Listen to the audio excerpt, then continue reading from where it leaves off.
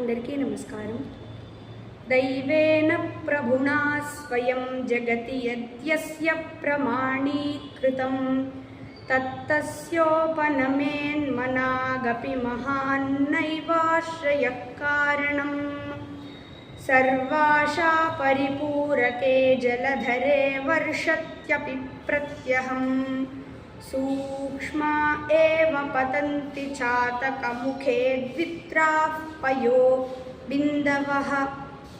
ఎవరికైనా ఏదైనా దక్కాలి అని రాసి పెట్టుంటే మాత్రమే అది వాళ్ళకి దక్కుతుంది, లేకపోతే వాళ్ళకి దక్కదు. అలా కాకుండా మనం ఎక్కువ అత్యాశ పడిపోయి వీళ్ళ సహాయం ఉంటే మనకి దక్కుతుంది అని అనుకుని ఇంకొకరి సహాయాన్ని మనం కోరకూడదు. అలా అని మనం సొంతంగా ప్రయత్నించకూడదు. నిజంగా అది మనకు దక్కాలని రాసి పెట్టుంటే అది ఖచ్చితంగా దొరుకుతుంది. ఎలా అయితే వర్షం పడేటప్పుడు చాతక పక్షి నోట్లో ఎన్ని నీళ్ళైతే పడతాయో, ఎన్ని నీటి చుక్కలు అయితే పడతాయో అన్నీ అది తీసుకుంటుంది. అంతే తప్ప వర్షం పడింది కదా అని మొత్తం వర్షం నీళ్ళనే తాగదు కదా అండి. అలాగా ఏదైనా ఎవరికైనా దక్కాలంటే దైవ నిర్ణయం మీదే దక్కుతుంది. ఇది శ్లోకం.